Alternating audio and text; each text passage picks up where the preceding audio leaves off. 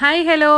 ഓണത്തിൻ്റെ ക്ഷീണമൊക്കെ എല്ലാവർക്കും മാറിയോ? എനിക്കാണെങ്കിൽ ഇവിടെ മടി പിടിച്ചിരിക്കുക. ഓണത്തിൻ്റെ കുക്കിംഗ് എല്ലാം കഴിഞ്ഞ് ഇപ്പോൾ ഉച്ചയ്ക്ക് എന്തോ വെക്കുമെന്ന് ആലോചിച്ചിരുന്നപ്പോൾ എനിക്ക് ഭയങ്കര മടി കേട്ടോ. ബാക്കി വന്ന പച്ചക്കറി എല്ലാം കൂടി കൂട്ടി ഒരു അവിയൽ വെക്കാമെന്ന് വിചാരിച്ചു. പിന്നെ മടി കാരണം ഞാനത് കുക്കറിലേക്ക് വാരിയിട്ട് മഞ്ഞപ്പൊടിയും കറിവേപ്പിലയും ഉപ്പും വെള്ളവും കൂടി ഒഴിച്ചിട്ട് ഞാനങ്ങ് വേവിക്കാൻ വെച്ചു. ഇതെൻ്റെ ആദ്യത്തെ അറ്റംപ്റ്റാണ് ഈ കുക്കറിൽ അവിയൽ വെക്കുന്നത്. എങ്ങനെയാവുമെന്ന് നോക്കാം.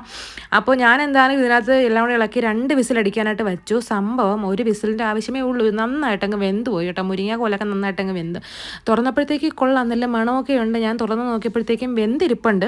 പിന്നെ ഞാനിത് നമ്മളിനി അരപ്പും കൂടെയൊക്കെ ഇതിനകത്ത് അങ്ങോട്ട് അരച്ചിട്ട്, അരപ്പ് സാധാ അരപ്പ് ഉള്ളിയും പിന്നെ ജീരകവും തേങ്ങയും എല്ലാം കൂട്ടുള്ള അരപ്പ് ഇട്ട് പിന്നെ ആദ്യമായിട്ട് ഞാൻ ഇച്ചിരി തൈര് ഒഴിച്ച് നോക്കി കേട്ടോ. അവിയല്ല ഞങ്ങൾ ഇവിടെയും തൈര് ഒഴിക്കത്തില്ല. പിന്നെ തൈര് ഒഴിച്ചിരുന്ന് ഇളക്കിയെടുത്തപ്പം ഒന്ന് ഉടഞ്ഞു പോയി.